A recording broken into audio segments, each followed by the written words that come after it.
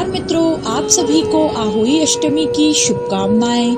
नारद पुराण के अनुसार सभी मासों में श्रेष्ठ कार्तिक माह के कृष्ण पक्ष की अष्टमी को करकाष्टमी नामक व्रत का विधान बताया गया है। इसे लोक भाषा में आहोई आठे या आहोई अष्टमी भी कहा जाता है। आहोई का शाब्दिक अर्थ है अनहोनी को होनी में बदलने वाली माता। इस संपूर्ण सृष्टि में अनहोनी या दुर्भाग्य को टालने वाली आदि शक्ति देवी पार्वती है। इसलिए इस दिन माता पार्वती की पूजा अर्चना आहोई माता के रूप में की जाती है। आहोई अष्टमी व्रत 5 नवंबर रविवार के दिन रखा जाएगा। अष्टमी तिथि का प्रारंभ 4 नवंबर की मध्य रात्रि 1 बजे से होगा और इसका समापन 5 नवंबर देर रात 3:19 पर होगा।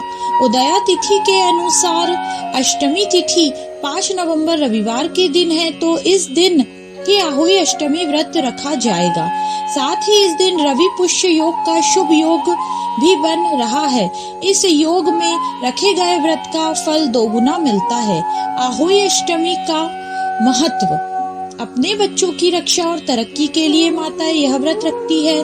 धार्मिक मान्यता है कि आहोई अष्टमी के दिन विधि विधान से किए गए व्रत के अनुसार माता और संतान दोनों के जीवन में सुख समृद्धि आती है और उनकी सभी परेशानियां समाप्त होती है। आइए जानते हैं आहोई अष्टमी व्रत की कथा। किसी नगर में एक साहूकार रहता था। उसके 7 पुत्र थे। एक दिन साहूकार की पत्नी खदान में से खोदकर मिट्टी लाने के लिए गई।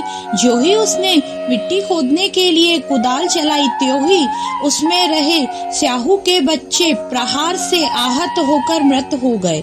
जब साहूकार की पत्नी ने स्याहू रक्त रंजित देखा तो उसे बच्चों के मर जाने पर अत्यधिक दुख हुआ, परंतु जो कुछ होना था वो हो चुका था। भूल उससे अनजाने में हो गई थी, अतः दुखी मन से वह घर लौट आई।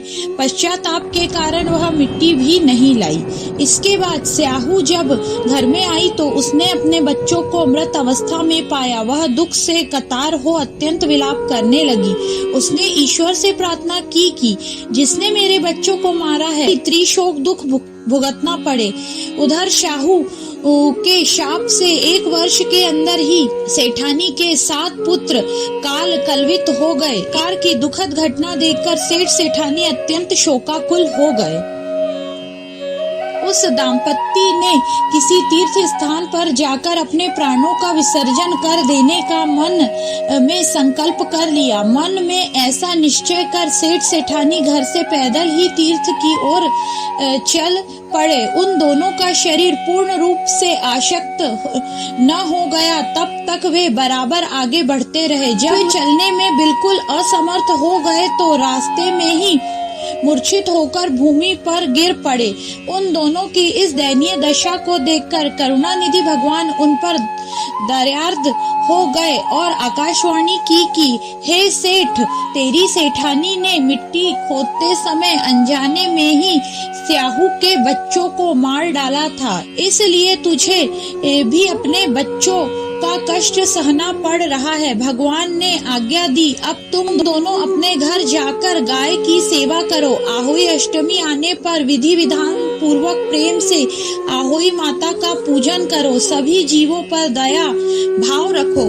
किसी को आहत या अहित न करो। यदि तुम मेरे कहे अनुसार आचरण करोगे तो तुम्हें संतान सुख प्राप्त हो जाएगा। इस आकाशवाणी को सुनकर सेठ सेठानी को कुछ धैर्य हुआ और वे दोनों भगवती का स्मरण करते हुए अपने घर को प्रस्थान किए।